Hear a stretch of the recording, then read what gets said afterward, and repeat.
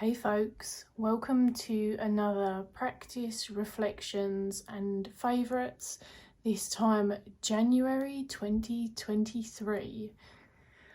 We got through January, everyone. Congratulations. If you're feeling like January was a long month, I certainly did anyway.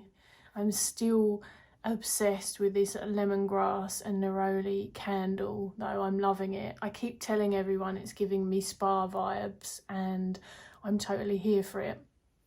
So today's is going to be a lot more practice related and a lot less new stuff and favourite heavy, because of course December was one of those months for me.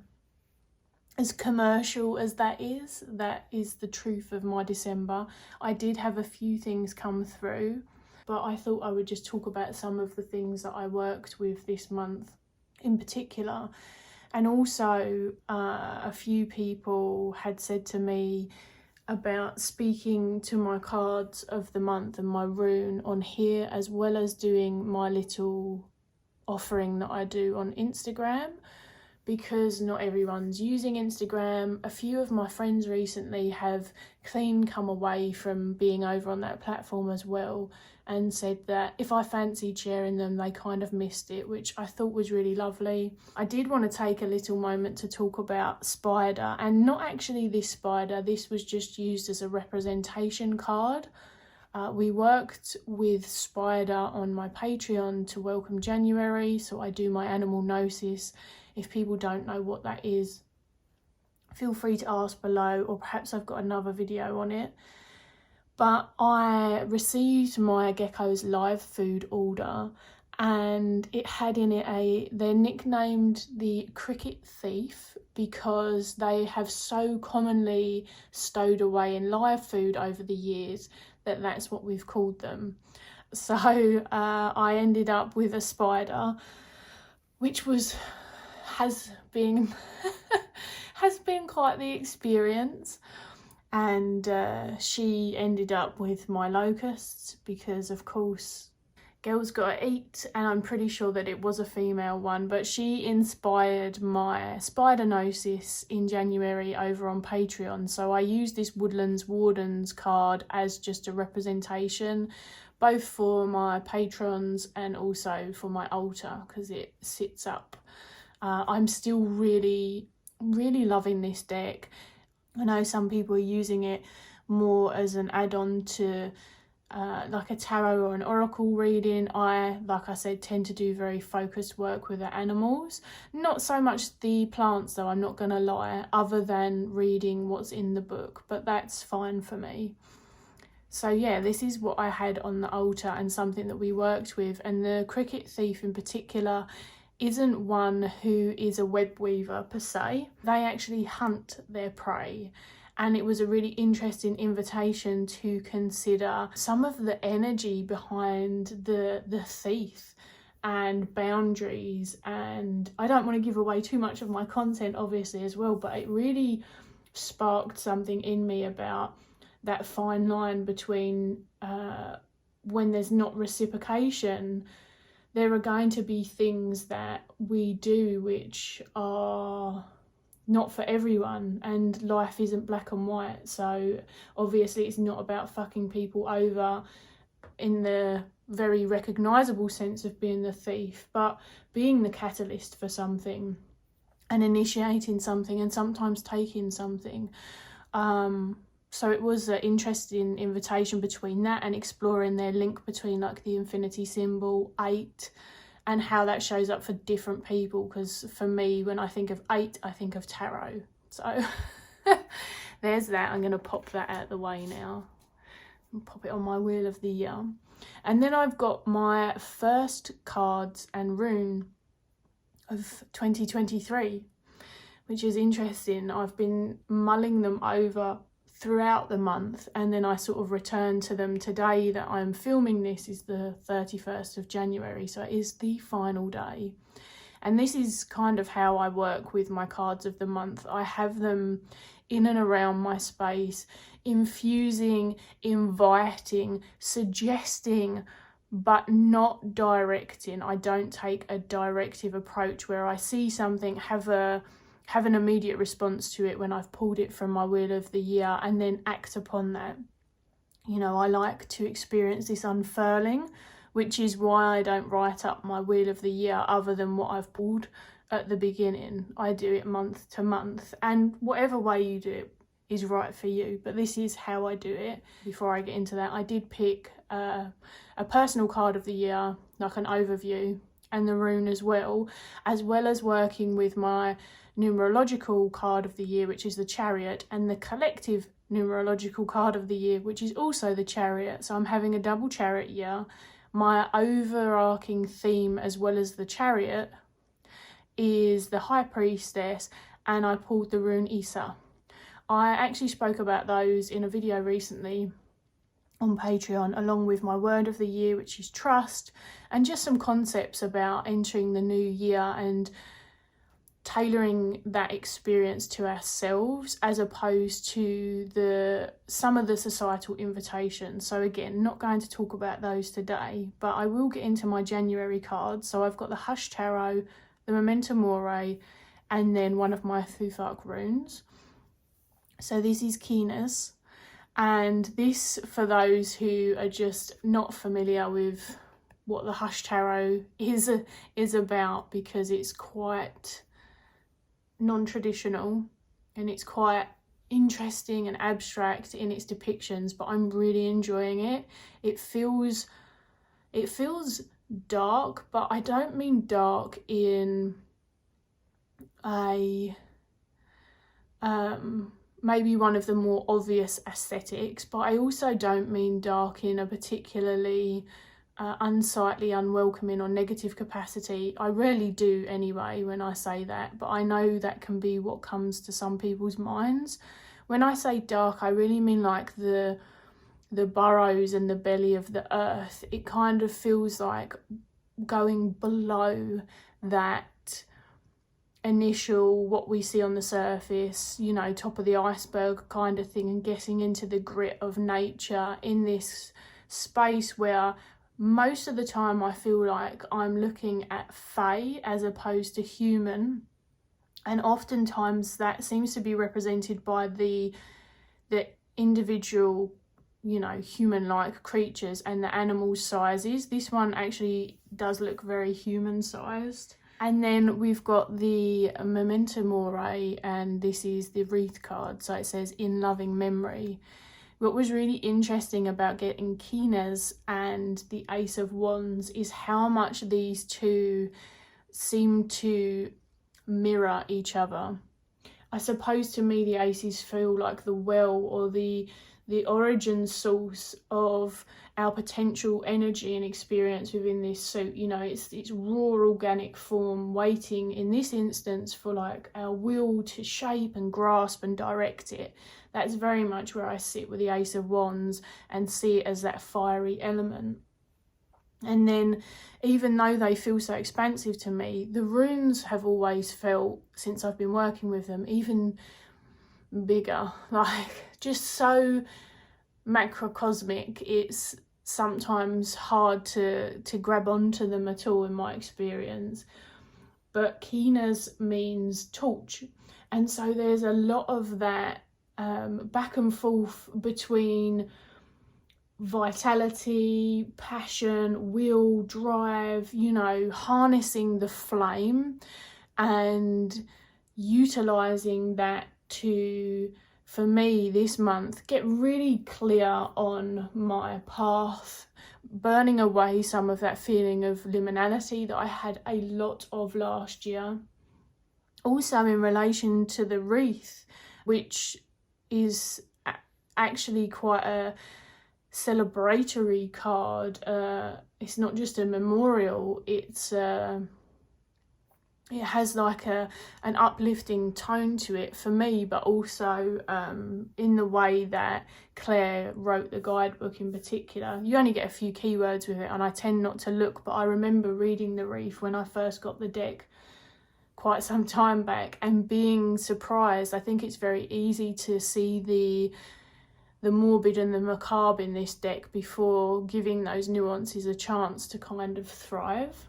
So I think that there was a part of claiming my fire and my will and really claiming my passions, stepping into my craft more. I don't just mean my witchcraft practice or my tarot practice, but I'm really birthing a new era in my Patreon. It turns 3 in February, which I am beyond proud about, I have to say, and I'm really trying to be okay with being in that pride and really kind of step into my power about sharing my knowledge, because there's being humble and then there's kind of not showing up for ourselves and bowing out and letting internal voices about how there's so much of this already out there or whatever it is go on. And I think that I have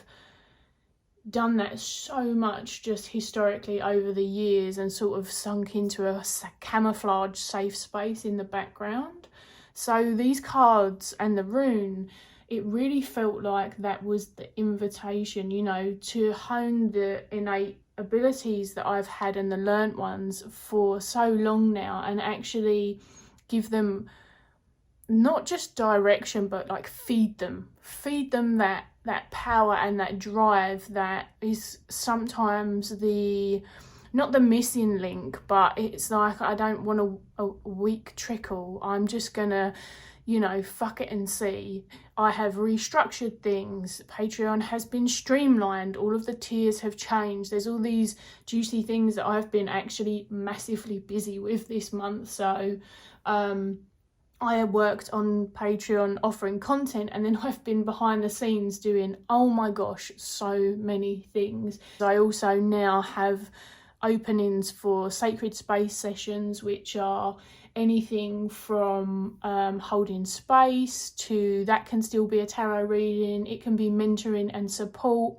There's loads of information on it about the therapeutic options for that and how I can hold space, because I am a trained therapist, but how I'm not giving therapy in those sessions, and it's important to differentiate between the two. So there's lots of information on that I'm not going to go over. Finally, I'm releasing, as of the 1st of February, my first ever tarot spread ebook as well, and I am psyched about that as well.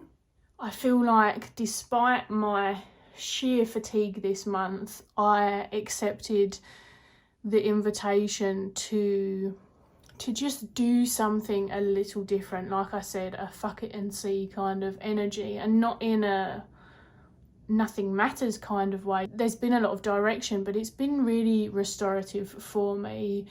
I feel like I'm getting some of that passion back.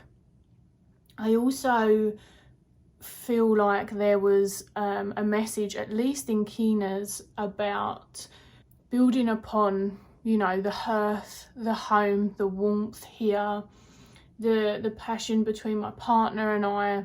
And also, I finally had my statues arrive. I ordered these in, I think, the first week of November.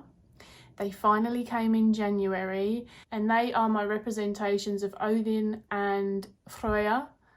They are stunning, and I will show them to you because they have now officially been consecrated and welcomed. I did a whole ritual with them. I feel like I was able to connect and activate them in the way that I wanted, and then found them spots on the altar. Here's Freyja. And here's Odin.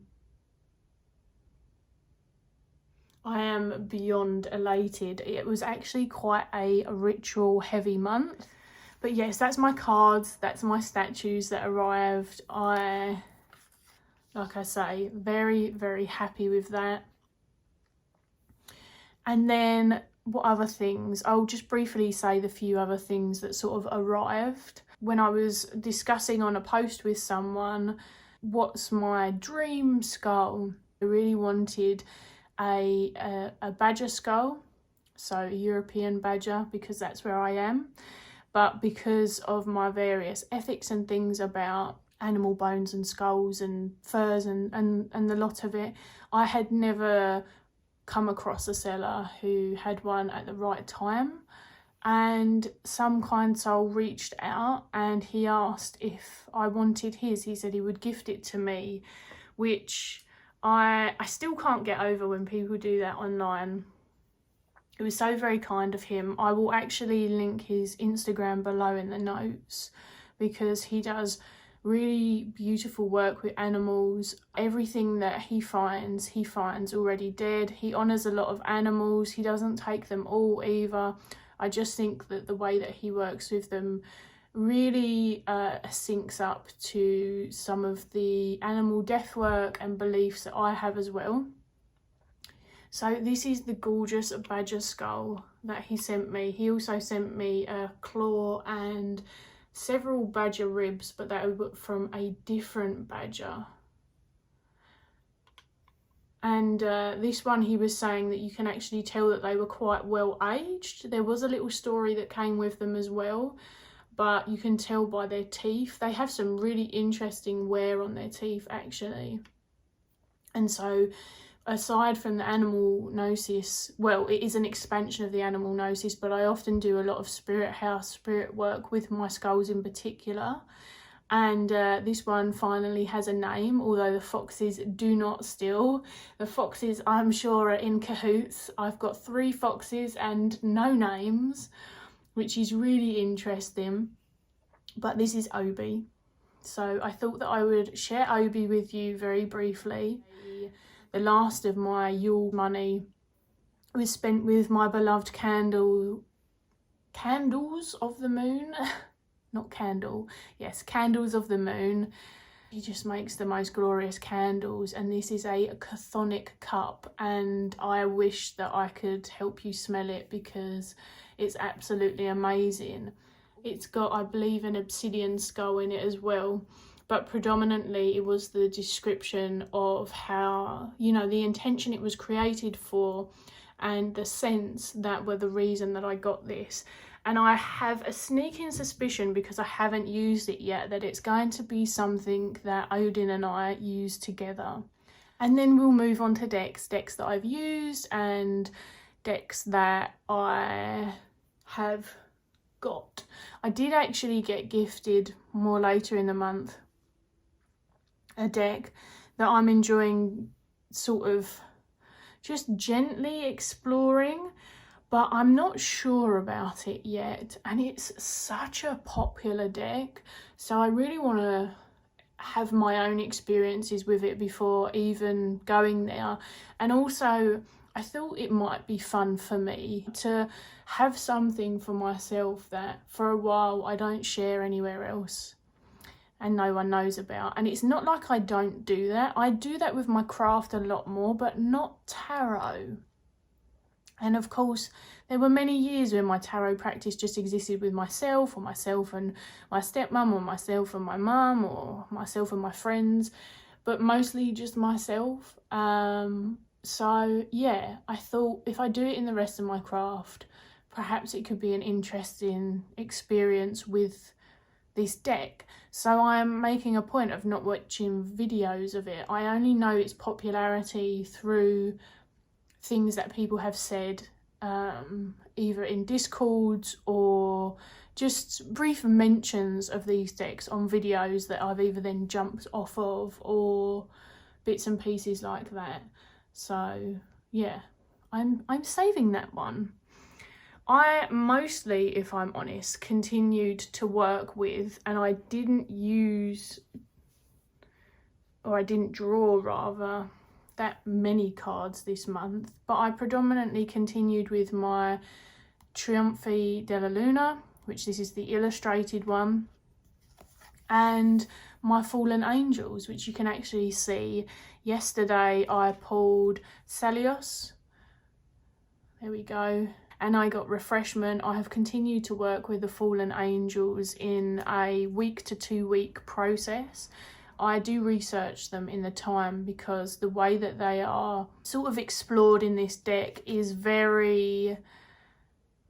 sometimes very specific to the creator, and I enjoy that because I think that it's given life to the fallen angels in a way that pulls them into their own realm a little bit more. And in many parts you can tell that the creator has still read the entries on each of them, so the demon entries, but sometimes they go really left of field, and I like that, and I will tend to utilize the word, but I also like to do my own research on them and just sort of see what happens, you know, from that.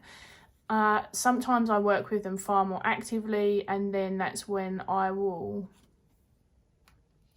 you know, call upon them, call them in. And other times it's more of a, I don't want to say gentle because it's not the right word, but it's just more fluid and a little bit less specific to actual workings and discussions. But it's really interesting because it's remained that every keyword that I've got is very focused on rejuvenation, refreshing energy, that very Kina's Ace of Wands invitation, which they started being very gentle with me, I want to say easily around October last year. And there's a lot of beautifully challenging or difficult emotions and experiences included in this deck. Of course, it's very, very balanced. Here, confusion, we've got exhaustion. About 5 cards have got the keyword danger on them. Sometimes with other keywords as well. I know that there's turmoil, but they have been the softest that I have ever experienced them in my whole entire time of owning this deck and working with them. It's been kind of surreal at this stage. I really love the animal inclusions on a lot of these cards as well, and as I've said before, it sort of reminds me of my really grungy meets gothic era. I do love the animal inclusion, and often it syncs up really well. And then I love to use the Trinofi as an expansion upon the message that I've pulled and the demon that I've pulled originally, and then I've just been using them for my general readings. The Knight of Wands keeps coming up though. Not the Knight of Wands, sorry, the King of Wands, which is hilarious. I don't usually pull the King of Wands very much at all, but yeah, the dude from this particular deck will not leave me alone. So I really like these two together. I mean, I couldn't care less what they look like together in terms of that, like aesthetic wise, but I kind of dig it. I've used this with the Memento Mori. I've used this with, I think, Woodland Wardens. I can't remember what else, but I freaking love this deck. I do not miss my Deviant Moon Tarot in the slightest, because this just is bringing me so much joy because I can use it and it doesn't hurt my freaking hands. It does feel very different. I would like a deck that has that very kind of steampunk era in it, but I don't really like any of the steampunk decks that I've seen, and there's not really anything else out there. So for the time being, I can appreciate the artwork, but I don't miss the deck. This is the other key deck that I worked with this month, and that's because I do client readings with this deck. So one of my sacred space clients from my Patreon, sometimes they use their sessions for a reading, so we do an hour reading, and this is the deck that I use. They did actually request it initially, and then we've used it since. It's such a good reader. I know that it's such a acquired taste in terms of its pippishness, because it, I think, throws a lot of people out of the comfort zone of sort of scenic imagery guidance and intuition in that more landscape and active way, which I totally understand, because if you'd have given this to me at different points in my journey with tarot, it would have been the same. One thing I love about this particular edition is that, because I have the indie one as well, which I haven't got out, but I will mention quickly. This one, it has some minor changes. The changes don't bother me, and actually in terms of it being a mass market deck now, I think that especially in the cups where they have these stickers on, or labels rather, where they've got keywords and phrases on them. So for this one, which is the 9 of Cups or the 9 of Elixirs, you can see it's got Bliss Brew, Wish Tonic, Love Potion, Joy Elixir.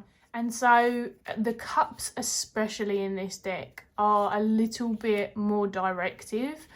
But also there's been points where the coins and the particular skeletons or body parts in the coins have actually been really poignant to the discussion. Colours, if you work with colour work, which can be such an individual process again. And this one has ended up being my client deck, and I definitely take pictures of both, just depending on what I've been doing and what one I've got out. So if I've done a client reading and then I'm going to do a quick reading for myself, then I will probably just use this. So both have been pictured on my Instagram, but as a general rule, this one has ended up being the client one. And then I've pretty much preserved the indie edition for myself. I do prefer the original indie High Priestess and some of the other cards that were mildly changed for the mass market edition. But yeah, I freaking love this deck, and the room that it gives me to breathe in readings is always one that just gets filled with intuition. And also, because I'm doing readings now with people in real time, it gives me the ability to be able to have discussions. You know, it's not just about what I see in the cards, it's what about the client, you know, querent, whatever word you prefer.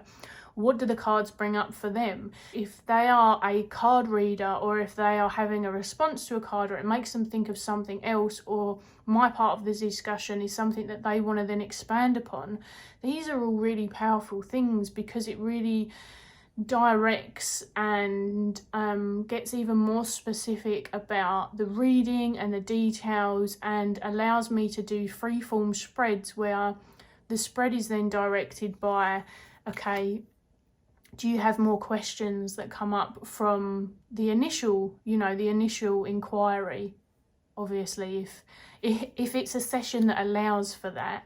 But yeah, I'm really leaning into that, and this deck has been an absolute treasure for doing that. So, Mass Market Antique Anatomy Tarot. And then I had 2 decks arrive. The first is the 𝗵𝘁𝗁𝗃, and this was sent to me for review by the lovely creator Nicole. And I bought her spirit cats a long time ago, and then since, after the work and stuff that I'd done with them, I managed to fall onto her radar, and we had chats about them and cats and her artwork, and she's a lovely human being. So she has since sent me review copies of calendars and her altar deck that she created, and now her 𝗵𝘁𝗁𝗃, which came with all sorts of glorious things. But I just wanted to show you the deck, and it's the same shape and size as a spirit cat, so you could really mesh them in together. At the moment I'm just keeping them separately, and I was pulling one from each, but now I'm just sort of dedicating my time to this, and I freaking love it. The difficulty with review decks for me is that I tend to only accept review decks that I have already had on my radar and have formed some form of an opinion of. Very occasionally not, but most of the time that is the case. And there are naturally cries for reviews that have, you know, honest critique in them. And it's very interesting because my reviews do, but perhaps they're just not as critique heavy for this particular reason. And so it's really interesting because the creators who have agreed to, well, I say agreed, offered to send me review decks, because one, that's not something that happens to me a lot at the moment, and two, I often decline. But when they do, it's very much of the agreement. If I don't like this or there's something up, I'm going to be saying about it, because we have to have our boundaries and, you know, whatever integrity means to the individual. But I actually had messaged Nicole saying, have you secured a UK stockist and also some European stockists, because my friends were interested as well. And it was then that Nicole, so I was already seeking the deck out, and it was then that she said to me, here are the stockists, here's the list. She's got stockists everywhere. She's really on the ball. So do check that out if you're looking for it, of course. Otherwise, just enjoy the beautiful imagery. But it was then that she said, I'll happily send you a review copy. So I did a little walkthrough, and I'm going to review it at a later date. But I have been enjoying it so much, and I won't lie, these for me they're very huggy decks, this and the Spirit Cats. I don't tend towards too many predominantly soft decks, but it is still something I need, crave, want and enjoy in my practice. And this is the way that I want it. I love cats, that's no secret. I freaking love her artwork. It really gives me cats in sort of the Fae realm, which makes sense to me because my experience and thoughts of the Fae definitely fit for cat energy. Like, cats do shit on their own terms, okay? And yeah, it's a fun vibe. So I can't really say much at the moment other than I'm thoroughly enjoying it. This one has a little bit more, they're both very storytelling decks, but so far I'm noticing this one needs even more magical and whimsical. The other one reads a little bit more journal focused. But if you watch my review of Spirit Cats, which I did years ago, and like I said, I purchased that one myself. Not that that matters in any of my reviews, please know that they are decks that I feel lend themselves towards journal experiences, even if it's not something you write down, but you take the prompts from it or the invitations and sort of do more directive work on it. You could even make your own spread from them. It's not, like I said, always as obvious with the witch cats, but I love the writing has taken on a new evolution in this deck, and it's even more poetic and magical in the way that it is offered. The one thing I will say in terms of critique for this, if you can call it critique, it's more of for me, as opposed to a collective. Like, the cardstock is luscious, the box is luscious. There's really nothing that can that I can identify collectively that would be like a shared issue. But it's no surprise that mine and Nicole's practices somewhat differ. She is a magical, glorious rainbow of a human being. And I'm not saying that I'm not, but I just, that's not what my practice looks like. And so there are a few titles or invitations in this where they don't really, they're not terms that I would use, and they're not things that I would bring into my practice conceptually. But honestly, I am relishing every second with this deck and have it at hand quite often. So very, very yummy deck. And then I got this from Hellebore from my partner, which was another one of those final, like, it was a pre-order. So it was actually got before the candles, but didn't come until after. And it is a trump deck that also works as Magic Families. And Magic Families feels somewhat akin to 𝗨𝗺𝗺𝗺 to me, if anyone's familiar with that card game, or perhaps you just know what Magical Families is. And it has it's so much fun. Witches and witchfinders, magical sites, ritual objects, scholars, enchantresses, cliques, visions, occultists, charmers, if I didn't say that already. I don't know, I think I've covered them all, yeah. And there's 4 in each family. They are made by Hellebore, who do the zine and the magazines, amongst other things. They're pretty well known over here, but I think that they're sort of popular in other places as well. This is a card game that you can play 2-player, which I love because, of course, I don't have a lot of people around me, so a 2-player game is great. And it gives you the instructions for the Magical Families version in here. It's gorgeous cardstock. It's really well put together. It's such a damn fair price for what it is and the quality that you receive. And I did a little Instagram video walking through and talking to people at the end as well about some of the ways that if you really want to, you can still use it for divination or sort of inspiring the craft. What I will say is that this is folk horror. Of course, it's British because it's the magical card Battle of Britain, so it's really good for those who are local, those who are no longer local but are from here, or just for the Anglophile nerd. 𝗪𝗁𝗍𝗪𝗀𝗧, that one always cracks me up. And it has a mixture of known groups and known individuals, but then it also and known sites. And then it has these kind of tongue-in-cheek mentions as well. It's not meant to be taken too seriously. You're not going to learn loads from it, but you will learn something perhaps on some of the cards. And it's a great invitation to go and look up those individuals later if that's something you want to do. But yes, very tongue-in-cheek, was not meant to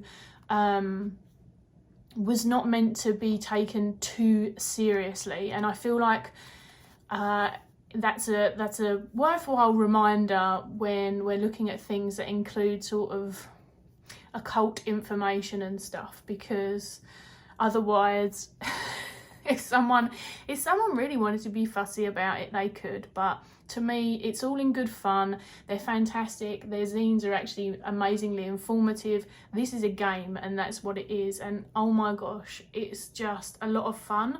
I have used it for divination. I did do it successfully.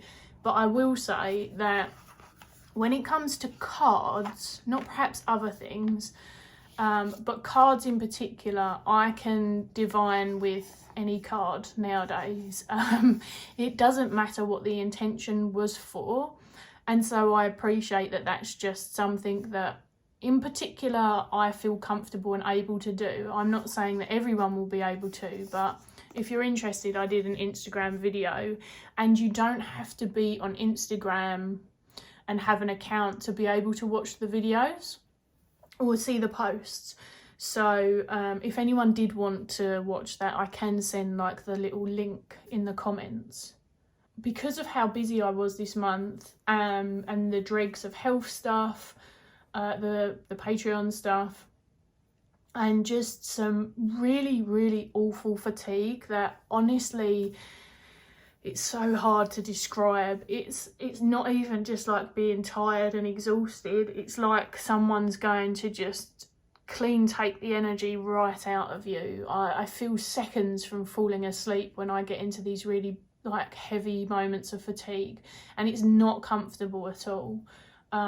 So it's really impacted my reading in particular, that and some really severe back pain and sciatica. I do read standing a lot anyway, but it just slows the process down so much. And yes, I know about audiobooks, but when I have more study-based books, I I don't ingest them as well over audio usually, but I am still working through a couple of books, but predominantly I'm still reading Runic Lore and Legend by 𝗪𝗫𝗄𝗃.